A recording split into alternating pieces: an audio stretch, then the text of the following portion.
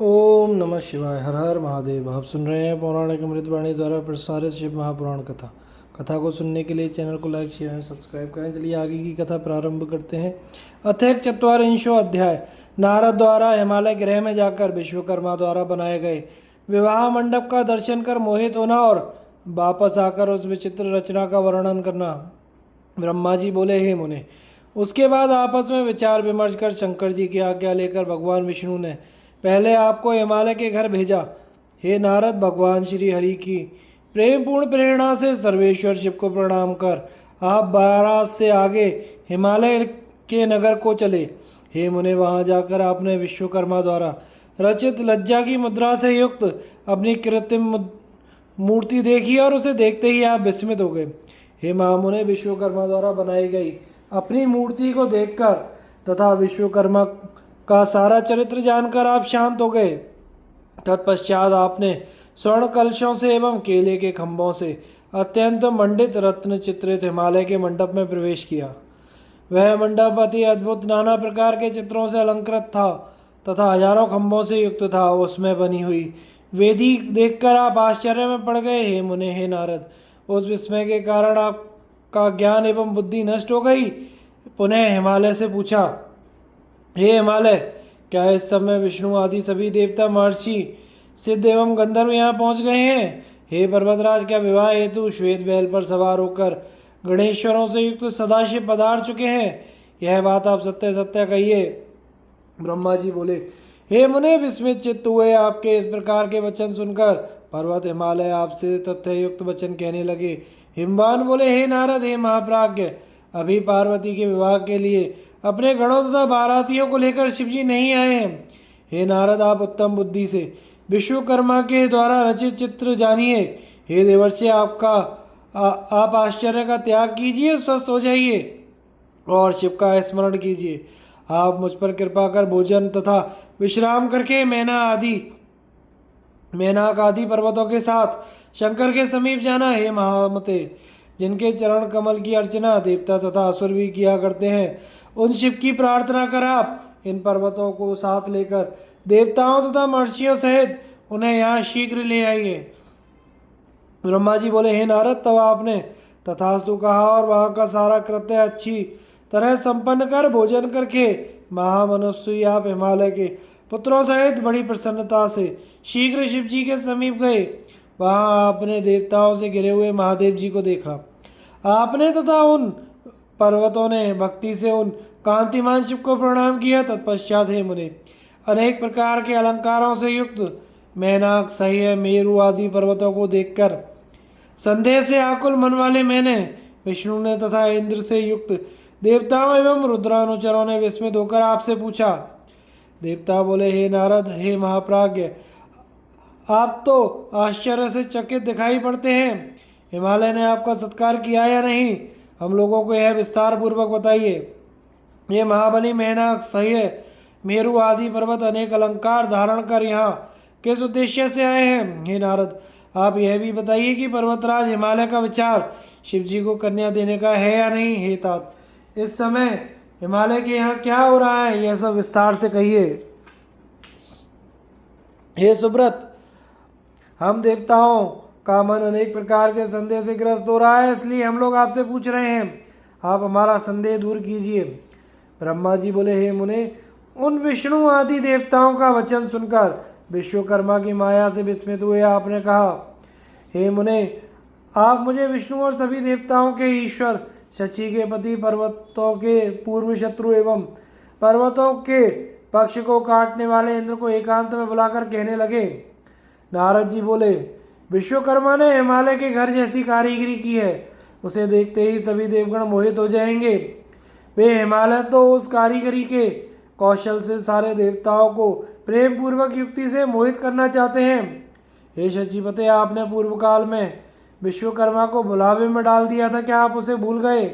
इसलिए वे आज आपको जीतने की इच्छा से हिमालय के घर में विराजमान हैं। उन्होंने मेरा ऐसा चित्र बनाया है कि उसे देखकर मैं तो मोहित हो गया हूँ। इसी प्रकार उन्होंने विष्णु, ब्रह्मा, इंद्र आदि देवताओं के चित्र का भी निर्माण किया है। हे देवेश, अधिक कहने से क्या, उन विश्वकर्मा ने सभी देवगणों का चित्र इतनी कुशलता से बनाया है कि वह यथार्थ देवताओं के रूप से किंचन मात्र भी भिन्न नहीं जान पड़ता।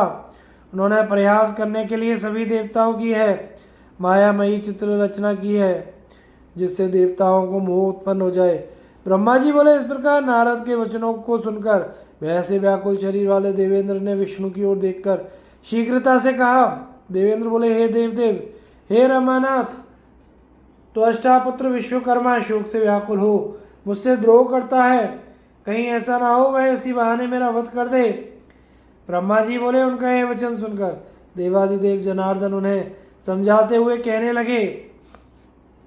विष्णु जी बोले, हे शचीपति, आपके वैरी निवात कवचादि दानव गणों ने महाविद्या के बल से पूर्व समय में भी आपको मोहित किया था। हे वासव, इसी प्रकार आपने मेरी आज्ञा से पर्वतराज हिमालय के तथा अन्य दूसरे पर्वतों के पंख का छेदन कर दिया है। इस कारण ये पर्वत भी उसी माया को देखकर तथा सुनकर आपको जीतने की इच्छा करते हैं। ये सभी मूर्ख हैं और पराक्रम नहीं जानते, अतः आप इनसे भयभीत ना हो। हे देवेंद्र, इसमें कोई भी संदेह नहीं कि भक्तवत्सल भगवान सदाशिव हम सभी का मंगल करेंगे। ब्रह्मा जी बोले, इस प्रकार व्याकुल हुए इंद्र को देखकर विष्णु ने उन्हें समझाया। तब लौकिक गति का आश्रय लेने वाले भगवान शिव उनसे कहने लगे। ईश्वर बोले, हे हरे, हे सुरपते, आप लोग आपस में क्या विचार विमर्श कर रहे हैं? ब्रह्मा जी बोले, उन दोनों से इस प्रकार कहकर हे मुने पुनः उन्होंने आपसे कहा, हे नारद, महाशैल ने क्या कहा है? आप यथार्थ रूप से सारा वृत्तांत कहिए, आप उसे गुप्त ना रखें। आप शीघ्रता से बताइए कि शैलराज की कन्या देने की इच्छा है अथवा नहीं। हे तात, आपने वहां जाकर क्या देखा और क्या किया, यह सारा वृत्तांत प्रेम पूर्वक कहिए। ब्रह्मा जी बोले, हे मुने, जब शिव जी ने आपसे यह कहा तब दिव्य दृष्टि वाले आपने मंडप में जो कुछ देखा था वह सब एकांत में इस प्रकार कहा। नारद जी बोले, हे देवदेव, हे महादेव, आप मेरा शुभ वचन सुने। इस विवाह में किसी प्रकार का विघ्न दिखाई नहीं पड़ता, ना तो किसी प्रकार का भय ही है। शैलराज निश्चित रूप से आपको ही अपनी कन्या देना चाहते हैं और ये पर्वत इसी निमित्त आपको लेने की इच्छा से यहाँ आए हैं, इसमें संदेह नहीं है। हे सर्वज्ञ, परंतु एक बात यह है कि कुतूहलवश वहाँ सभी देवताओं को मोहित करने के लिए एक अद्भुत माया रची गई है। इसके अतिरिक्त वहाँ और किसी प्रकार के विघ्न की संभावना नहीं है। हे विभो, महामाया करने वाले विश्वकर्मा ने हिमालय की आज्ञा से उनके घर में महान आश्चर्य युक्त मंडप की रचना की है। उस मंडप में विश्वकर्मा ने सारे देव समाज के चित्र का निर्माण किया है। उसे देखकर मैं मोहित होकर आश्चर्य में पड़ गया हूँ। ब्रह्मा जी बोले, नारद का वचन सुनकर लोकाचार करने वाले प्रभु शिव जी विष्णु आदि देवताओं से हंसते हुए कहने लगे। ईश्वर बोले, हे विष्णु, यदि पर्वत हिमालय मुझे अपनी कन्या देंगे तो आप यथार्थ रूप से बताइए कि मुझे माया से क्या प्रयोजन है। हे ब्राह्मण, हे शक्र, हे मुनिगण तथा हे देवताओं, आप लोग यथार्थ रूप से कहिए कि हिमालय मुझे अपनी कन्या दे रहे हैं तो माया से मेरा क्या प्रयोजन है। न्याय शास्त्र के जानकार पंडितों ने कहा कि जिस किसी उपाय से अपने साध्य को प्राप्त करना चाहिए, अतः आप सभी विष्णु आदि देवगण इस कार्य सिद्धि की इच्छा से शीघ्र ही चलें। ब्रह्मा जी बोले, देवताओं से इस प्रकार कहने वाले जितेंद्रिय भगवान सदाशिव को कामदेव ने साधारण मनुष्य के समान अपने वश में कर लिया। उसके बाद शिव जी की आज्ञा से विष्णु आदि देवता एवं ऋषिगण भ्रांत तथा मोहित करने वाले हिमालय ग्रह की ओर गए। हे मुने, उन देवताओं ने आप नारद को तथा उन पर्वतों को आगे कर आश्चर्यचकित हो हिमालय के अपूर्व एवं परम अद्भुत मंदिर की ओर प्रस्थान किया। इस प्रकार हर्ष में भरे हुए विष्णु आदि देवताओं तथा प्रसन्नता से युक्त अपने गणों के साथ वे शिव जी आनंदित होकर हिमालय के नगर के समीप आ गए। इति श्री शिव महापुराणे द्वितीयायां रुद्र संहितायां तृतीय पार्वती खंडे मंडप रचना वर्णन नामक 44वां अध्याय। इस प्रकार श्री शिव महापुराण के अंतर्गत द्वितीय रुद्र संहिता के तृतीय पार्वती खंड में मंडप रचना वर्णन नामक 41वां अध्याय पूर्ण हुआ। अथ द्विचत्वारिंशो अध्याय। हिमालय द्वारा प्रेषित मूर्तिमान पर्वतों और ब्राह्मणों द्वारा बारात की अगवानी, देवताओं तथा पर्वतों के मिलाप का वर्णन। ब्रह्मा जी बोले, गिरिराज हिमालय सर्वव्यापी शिव जी को नगर के निकट आया हुआ सुनकर बड़े प्रसन्न हुए। तदनंतर उन्होंने सभी सामग्री एकत्रित करके परमेश्वर की अगवानी करने के लिए बहुत से ब्राह्मणों तथा पर्वतों को भेजा और प्राणों से प्रिय ईश्वर का दर्शन करने के लिए भक्ति से परिपूर्ण हृदय वाले वे हिमालय अपने भाग्य की प्रशंसा करते हुए प्रसन्नता पूर्वक स्वयं भी गए। उस समय देवसेना को देखकर हिमवान विस्मित हो गए और मैं धन्य हूँ ऐसा सोचते हुए वे उनके सामने गए। देवता भी हिमालय की विशाल सेना को देखकर आश्चर्यचकित हो गए। इस प्रकार देवताओं तथा पर्वतों को परम आनंद प्राप्त हुआ। हे मुने, उस समय देवताओं तथा पर्वतों की विशाल सेना मिलकर पूर्व तथा पश्चिम सागर के समान शोभित हुई। वे देवता तथा पर्वत परस्पर मिलकर बड़ी प्रसन्नता से अपने को कृतकृत्य मानने लगे। उसके बाद हिमालय ने ईश्वर को सामने देखकर उन्हें प्रणाम किया और सभी पर्वतों तथा ब्राह्मणों ने भी सदाशिव को प्रणाम किया।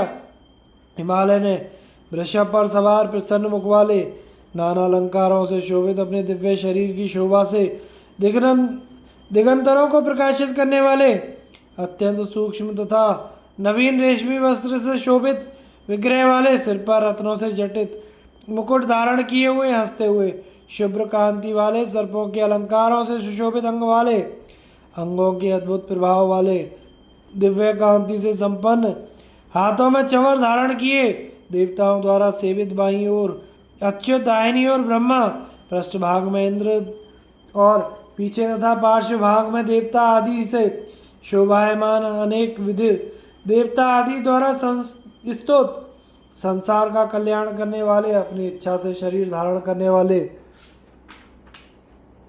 ब्रह्म स्वरूप सर्वेश्वर वर प्रदान करने वाले निर्गुण तथा सगुण रूप वाले भक्तों के अधीन रहने वाले कृपा करने वाले प्रकृति तथा पुरुष से भी परे और सच्चिदानंद स्वरूप शिव को देखा।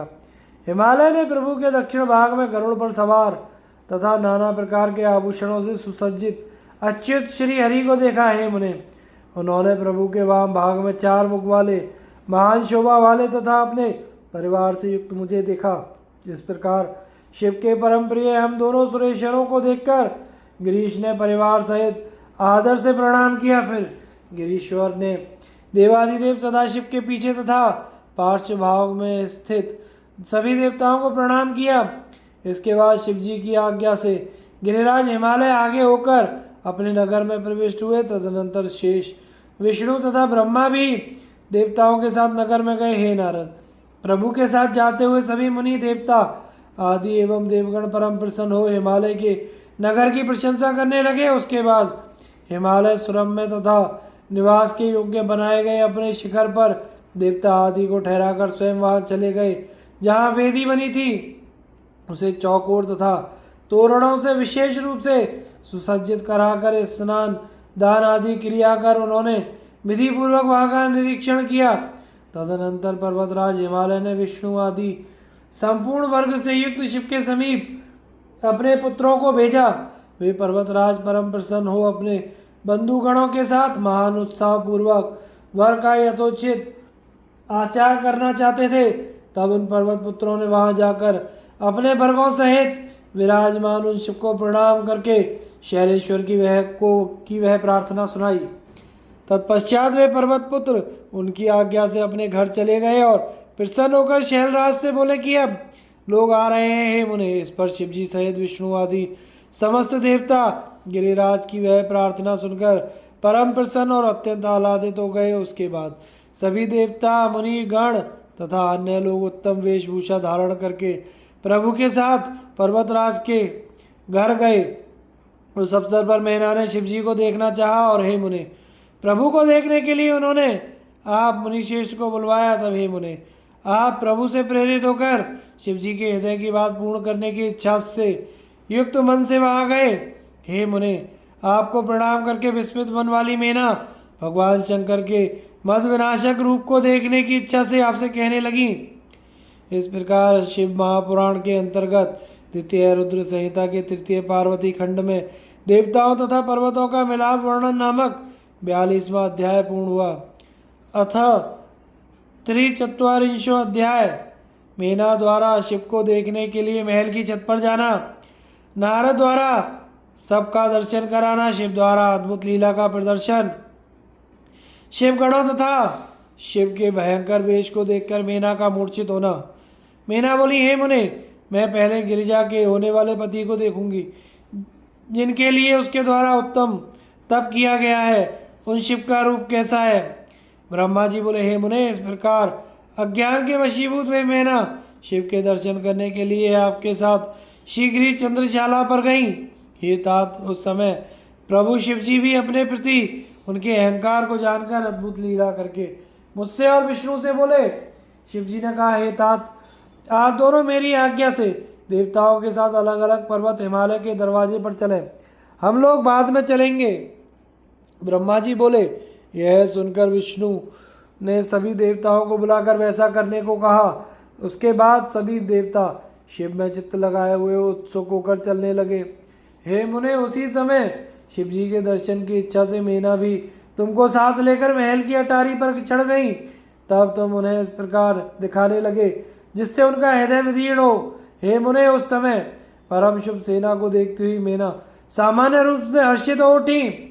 सबसे पहले सुंदर वस्त्र धारण किए, सुभग शुभ नाना प्रकार के आभूषणों से विभूषित, विविध बहारों से युक्त, अनेक प्रकार के बाजे बजाने में तत्पर और विचित्र पताकाओं तथा अप्सराओं को अपने साथ लिए हुए गंधर्व आए।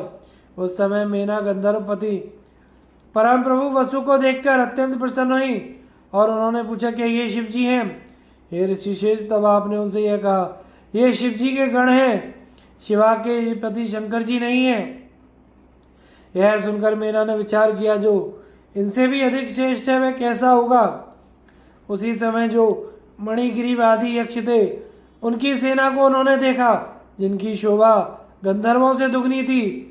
यक्षाधिपति मणिग्रीव को अत्यंत शोभा से समन्वित देखकर ये शिवा स्वामी रुद्र है। मीना ने हर्षित होकर ऐसा कहा, हे नारद, तब तुमने कहा ये शिवा स्वामी रुद्र नहीं है, ये तो शिव के सेवक हैं। उसी समय अग्निदेव आ गए।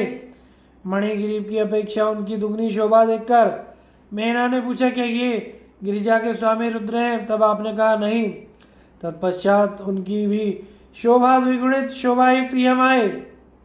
उन्हें देखकर प्रसन्न होकर मीना ने कहा, क्या ये रुद्र हैं? तब आपने उनसे कहा, नहीं। उसी समय उनसे भी द्विगुणित शोभा धारण किए हुए पुण्य जनों के प्रभु शुद्ध नृषति आए।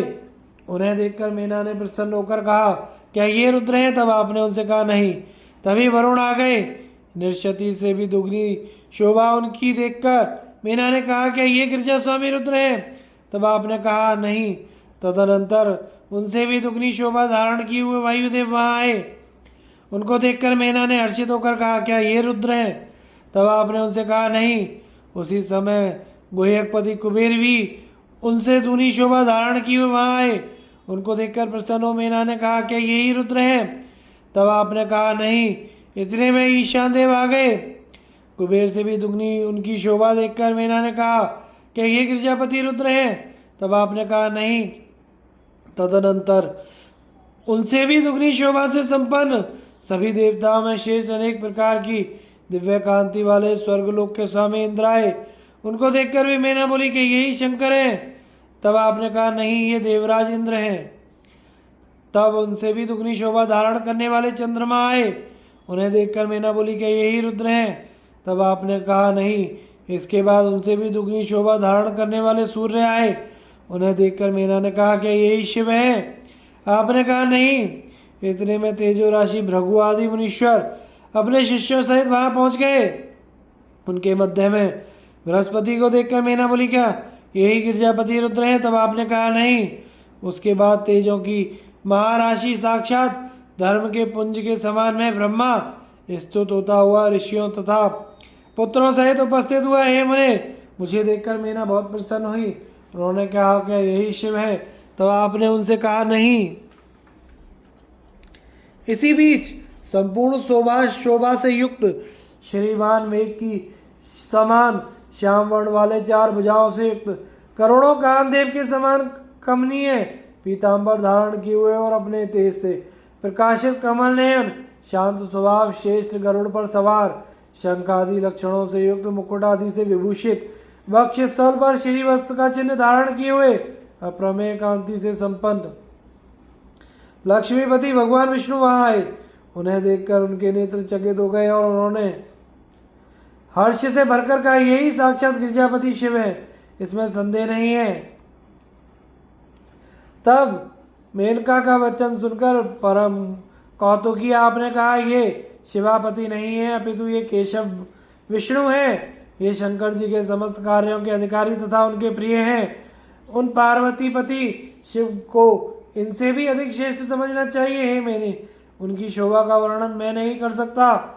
वे ही समस्त ब्रह्मांडों के अधिपति सर्वेश्वर तथा स्वराट हैं। ब्रह्मा जी बोले, नारद के वचन को सुनकर मेना ने उसको, पार्वती को महाधनवती, भाग्यवती, तीनों कुलों पितृकुल, मातृकुल तथा पतिकुल को सुख देने वाली तथा कल्याणकारिणी समझा। उसके बाद प्रीति युक्त चित्त से प्रसन्न मुख वाली मेना बार बार अपने भाग्य की बड़ाई करती हुई कहने लगी। मेना बोली, पार्वती के जन्म से इस समय में सर्वथा धन्य हो गई। गिरीश भी आज धन्य हो गए, मेरा सब कुछ धन्य हो गया। उत्तम प्रभा से युक्त जिन जिन देवता और एवं देवाधिपतियों को मैंने देखा, इन सबके जो स्वामी हैं वे ही इसके पति होंगे। उसके भाग्य का क्या वर्णन किया जाए। उसके द्वारा भगवान शिव को पति रूप में प्राप्त करने के कारण 100 वर्षों में भी पार्वती के सौभाग्य का वर्णन नहीं किया जा सकता। ब्रह्मा जी बोले, प्रेम से परिपूर्ण चित्त वाली मेना जब इस प्रकार कह रही थी, उसी समय सब कुछ करने में सर्वथा समर्थ प्रभु रुद्र अद्भुत वेश धारण कर वहां आए। हे तात, उनके गण भी अद्भुत थे जो मेना का गर्व दूर करने वाले थे। उस समय प्रभु रुद्र अपने को माया से निर्लिप्त और निर्विकार दिखा रहे थे। हे नारद, हे मुने, उस समय उनको आया देखकर परम प्रेम से आप शिवा के पति शंकर को दिखाते हुए मेना से कहने लगे। नारद मुनि बोले, हे सुंदरी, आप देखिए, यही वे साक्षात शंकर हैं जिनके निमित्त वन में पार्वती ने कठिन तप किया था। ब्रह्मा जी बोले, नारद के वचन को सुनकर मेना हर्षित होकर अद्भुत आकृति वाले अद्भुत गणों से युक्त तथा आश्चर्यजनक प्रभु शिव जी को देखने लगी। उसी समय भूत प्रेत आदि से युक्त तथा नाना प्रकार के गणों से समन्वित अत्यंत अद्भुत रुद्र सेना आ पहुंची। उनमें कोई आंधी के समान रूप धारण किए हुए था, कोई पताका के समान मरमर शब्द कर रहे थे, कोई वक्रतुंड थे, कोई विकृत रूप वाले, कोई विकराल थे, कोई दाढ़ी मूछ वाले, कोई लंगड़े थे, कोई अंधे थे, कोई हाथ में दंड पाश तथा कोई मुद्गर धारण किए हुए थे, कोई विरुद्ध वाहन पर सवार थे, कोई श्रृंगी नाद कर रहे थे, कोई डमरू बजा रहे थे, कोई गोमुख बजा रहे थे, कोई मुख रहित थे, कोई विकट मुख वाले थे, कोई गण बहुत मुख वाले थे, कोई हाथ से रहित, कोई विकृत हाथ वाले, कोई गण बहुत हाथ वाले थे, कोई नेत्रहीन, कोई बहुत नेत्र वाले, कोई बिना सिर के, कोई विकृत सिर वाले, कोई कर्णहीन तथा कोई बहुत सारे कान वाले, सभी गण नाना प्रकार के वेश धारण किए हुए थे। इसी प्रकार और भी विकृत आकार के अनेक प्रबल गण थे। हे तात, वे असंख्य बड़े वीर तथा भयंकर थे। उसके बाद हे मुने, आपने मेना को रुद्रगणों को अंगुली से दिखाते हुए कहा, हे वरान्य, आप इन शंकर के गणों और शंकर जी को भी देखिए। हे मुने, भूत प्रेत आदि असंख्य गणों को देखकर वे मेना तत्क्षण भय से अत्यंत व्याकुल हो गई।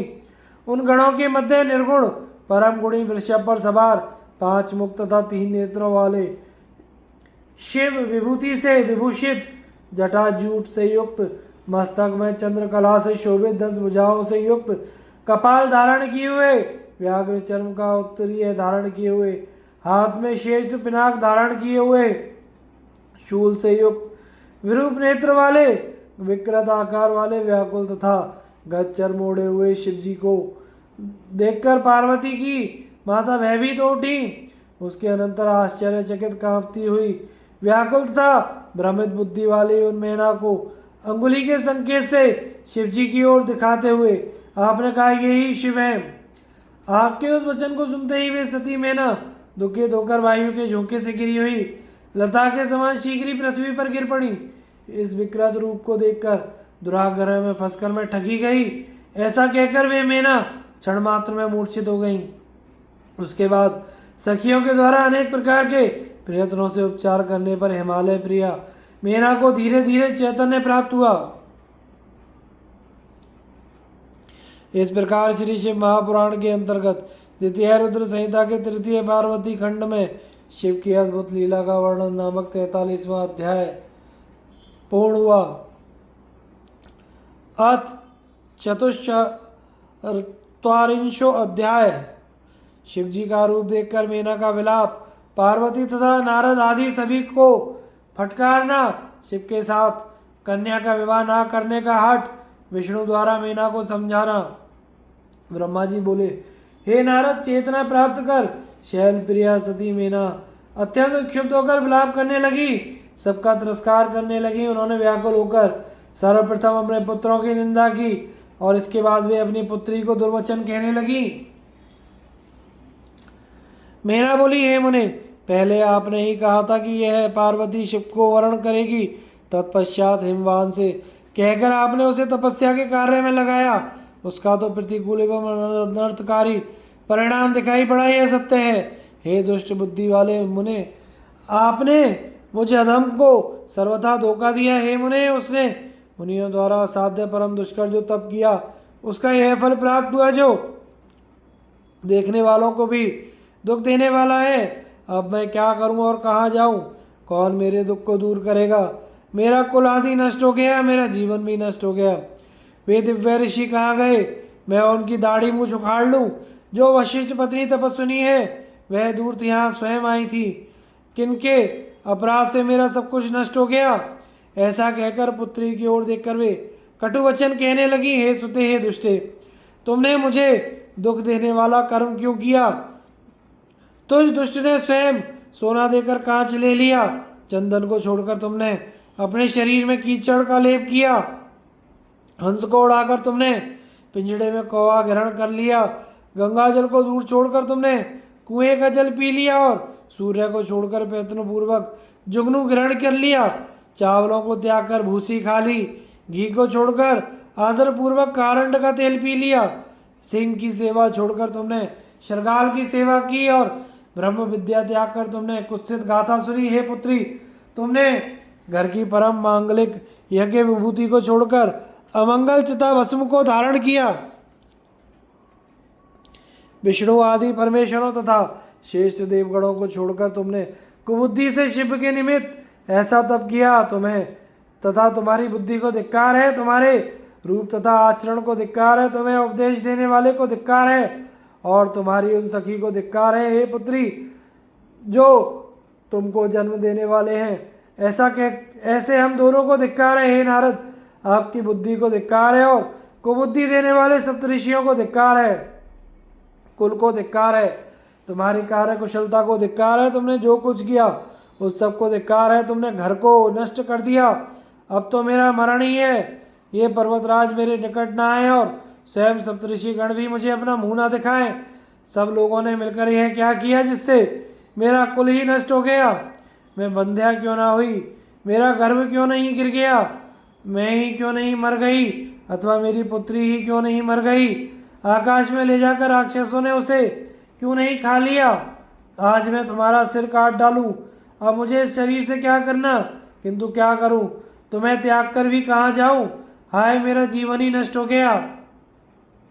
ब्रह्मा जी बोले, इस प्रकार कहकर वे मेना मूर्छित हो पृथ्वी पर गिर पड़ी। वे शोक से तथा रोष आदि से व्याकुल होने के कारण पति के पास ना जा सकी। हे मुनीश्वर, उस समय सारे घर में हाहाकार सा मच गया। फिर सब देवता बारी बारी से वहां उनके समीप आए। हे देव मुने, पहले मैं स्वयं ही उनके समीप आया। तब हे ऋषि श्रेष्ठ, मुझे देखकर आप उनसे यह वचन कहने लगे। नारद जी बोले, हे मैंने, तुमने शिव जी के वास्तविक सुंदर रूप को नहीं पहचाना। शिव जी ने यह रूप लीला से धारण किया है, यह उनका यथार्थ रूप नहीं है। हे पतिव्रते, इसलिए तुम क्रोध छोड़कर स्वस्थ हो जाओ और हट छोड़कर कार्य करो तथा पार्वती को शंकर के निमित्त प्रदान करो। ब्रह्मा जी बोले, हे नारद, तब आपका वचन सुनकर मेना ने आपसे यह वाक्य कहा, तुम बड़े दुष्ट एवं अधम हो, उठो और यहाँ से दूर चले जाओ। उनके इस प्रकार कहने पर समस्त इंद्र आदि देवता तथा दिक्पाल क्रम से आकर मेना से यह वचन कहने लगे।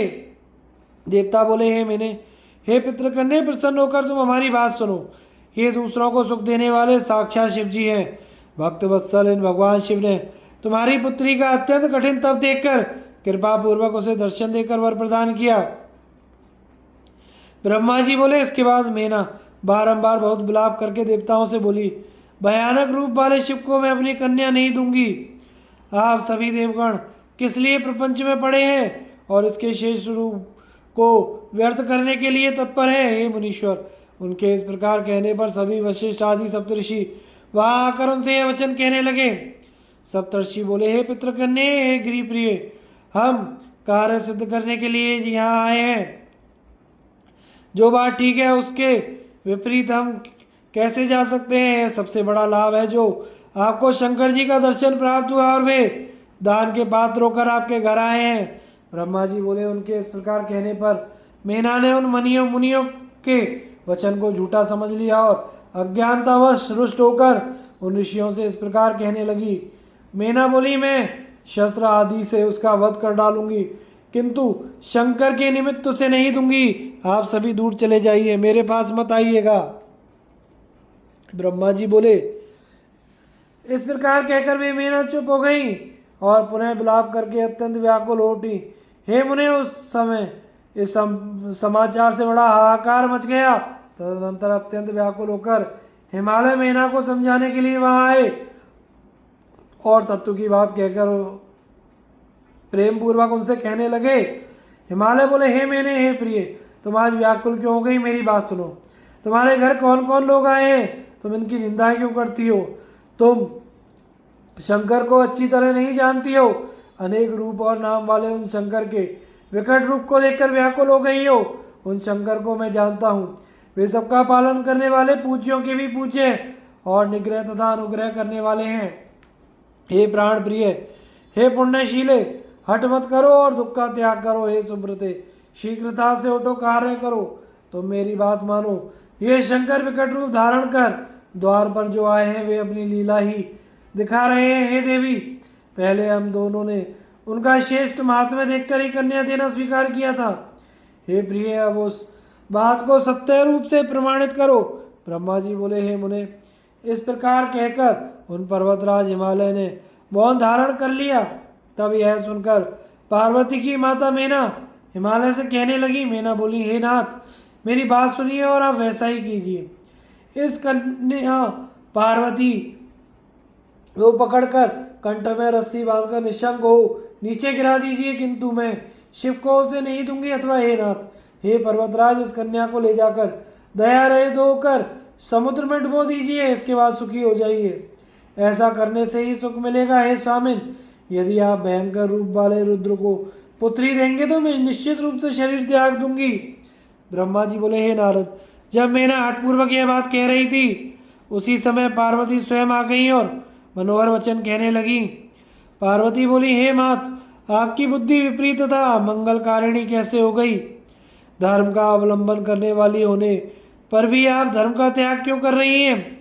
ये रुद्र सबसे श्रेष्ठ साक्षात ईश्वर तथा सबको उत्पन्न करने वाले, शंभु सुंदर रूप वाले, सुख देने वाले तथा सभी श्रुतियों में वर्णित हैं। हे मात, ये ही महेश कल्याण करने वाले, सर्वदेवों के प्रभु तथा स्वराट हैं, नाना प्रकार के रूप एवं नाम वाले और ब्रह्मा एवं विष्णु आदि से भी सेवित हैं। वे सबके कर्ता, हर्ता, अधिष्ठान, निर्विकारी, त्रिदेवेश, अविनाशी तथा सनातन हैं। इन्हीं के लिए सभी देवगण दास के समान होकर तुम्हारे द्वार पर उत्सव करते हुए आए हैं। अब इससे बढ़कर और क्या सुख होगा। अतः हे मात, प्रयत्न पूर्वक उठिए और अपने जीवन को सफल कीजिए। आप इन शंकर जी के निमित्त मुझे प्रदान कीजिए और अपना गृहस्थ आश्रम सफल बनाइए। हे जननी, आज आप मुझे परमेश्वर शंकर के निमित्त प्रदान कीजिए।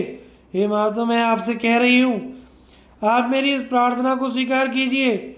यदि आपने मुझे इनको नहीं दिया तो मैं किसी दूसरे का पति के रूप में वर्ण नहीं करूँगी।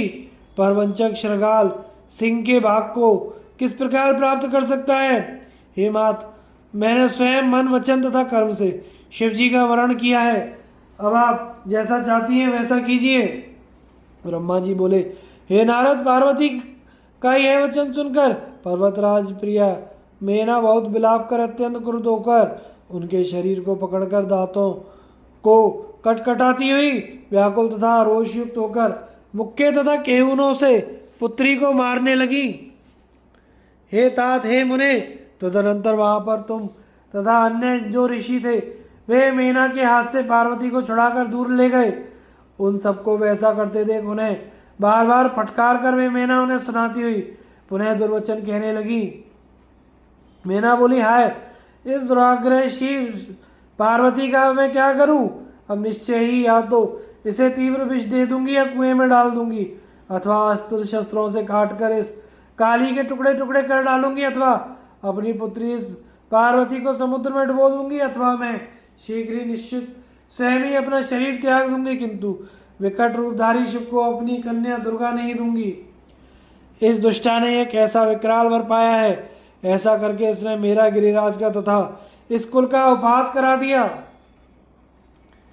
इस शंकर के ना माता है ना पिता है, ना भाई है ना गोत्र में उत्पन्न बंधु है, ना तो इसका सुंदर रूप है, ना तो इसमें चतुराई है, ना इसके पास घर है, ना वस्त्र है, ना अलंकार, इसका कोई सहायक भी नहीं है, इसका वाहन भी अच्छा नहीं है, इसकी वह भी विवाह योग्य नहीं है, इसके पास धन भी नहीं है, ना इसमें पवित्रता है ना विद्या है, इसका कष्टदायक कैसा शरीर है, फिर क्या देखकर मैं इसे अपनी सुमंगली पुत्री प्रदान करूं?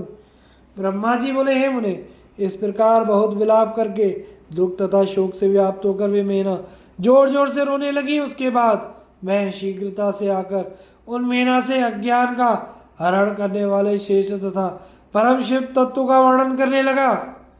ब्रह्मा जी बोले, हे मेरे, आप प्रीतिपूर्वक मेरे शुभ वचन को सुनिए, जिसके प्रेम पूर्वक सुनने से आपकी कुबुद्धि नष्ट हो जाएगी। शंकर जगत की सृष्टि करने वाले, पालन करने वाले तथा विनाश करने वाले हैं। आप उनके रूप को नहीं जानती और दुख क्यों उठा रही हैं? ये प्रभु अनेक रूप तथा नाम वाले, विविध लीला करने वाले, सबके स्वामी, स्वतंत्र, मायाधीश तथा विकल्प से रहित हैं। मैंने ऐसा जानकर आप शिवा को शिव जी के लिए प्रदान कीजिए और सभी कार्य का नाश करने वाले इस दुराग्रह तथा दुर्बुद्धि का त्याग कीजिए। ब्रह्मा जी बोले, हे मुने, मेरे ऐसा कहने पर मेना बार बार विलाप करती हुई शनै शनै लज्जा त्याग कर मुझसे कहने लगी। मेना बोली, हे ब्राह्मण, आप इसके अतिश्रेष्ठ रूप को किस लिए व्यर्थ कर रहे हैं? आप इस शिवा को स्वयं मार क्यों नहीं डालते? आप ऐसा ना कहिए कि इसे शिव को दे दीजिए। मैं अपनी इस प्राण प्रिया पुत्री को शिव के निमित्त नहीं दूंगी। ब्रह्मा जी बोले, हे महामुने, तब उनके ऐसा कहने पर सनक आदि सिद्धाकर मेना से प्रेम पूर्वक यह वचन कहने लगे। सिद्ध बोले, हे परम सुख प्रदान करने वाले तथा साक्षात परमात्मा शिव हैं, इन प्रभु ने कृपा करके आपकी पुत्री को दर्शन दिया है। ब्रह्मा जी बोले, तब मेना के बार बार विलाप करते हुए उनसे भी कहा, मैं भयंकर रूप वाले शंकर को इसे नहीं दूंगी। प्रपंच वाले आप सभी सिद्ध लोग इसके श्रेष्ठ रूप को व्यर्थ करने के लिए क्यों उद्यत हुए हैं?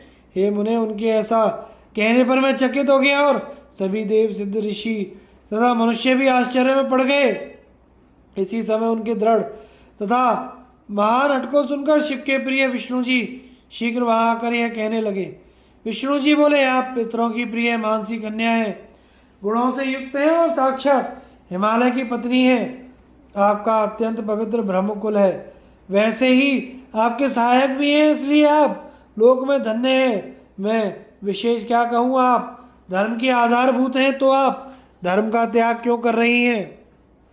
भला आप ही विचार करें, सभी देवता, ऋषि, ब्रह्मा जी तथा मैं आपके विरुद्ध क्यों बोलेंगे? आप शिव जी को नहीं जानती हैं, वे निर्गुण, सगुण, कुरूप, स्वरूप, सज्जनों को शरण देने वाले तथा सभी के सेव्य हैं। उन्होंने ही मूल प्रकृति ईश्वरी देवी का निर्माण किया। उस समय उनके बगल में उन्होंने पुरुषोत्तम की भी रचना की। तदनंतर उन दोनों से मैं तथा ब्रह्मा अपने गुण तथा रूप के अनुसार उत्पन्न हुए हैं, किंतु वे रुद्र स्वयं अवतरित होकर लोगों का हित करते हैं। वेद, देवता तथा जो कुछ स्थावर जंगल रूप में जगत दिखाई देता है, वह सब शिव जी से ही उत्पन्न हुआ है। उनके स्वरूप का वर्णन किसने किया और उसे कौन जान सकता है? मैं तथा ब्रह्मा जी भी उनका अंत ना पा सके। ब्रह्मा से लेकर तृण पर्यंत जो कुछ जगत दिखाई देता है उस सबको शिव समझिए, इसमें संदेह नहीं करना चाहिए अपनी लीला से। इस प्रकार के सुंदर रूप से अवतीर्ण हुए वे शिव पार्वती के तप के प्रभाव से ही आपके द्वार पर आए हैं। इसलिए हे हिमालय पत्नी, आप दुख का त्याग कीजिए और शिव जी का भजन कीजिए। ऐसा करने से महान आनंद प्राप्त होगा और कलेश नष्ट हो जाएगा। ब्रह्मा जी बोले, हे मुने, इस प्रकार समझाने पर उन मेना का विष्णु प्रबोधित मन कुछ कोमल हो गया, किंतु उस समय शिव की माया से विमोहित मेना ने हठ का परित्याग नहीं किया और शिव कन्या को देना स्वीकार नहीं किया।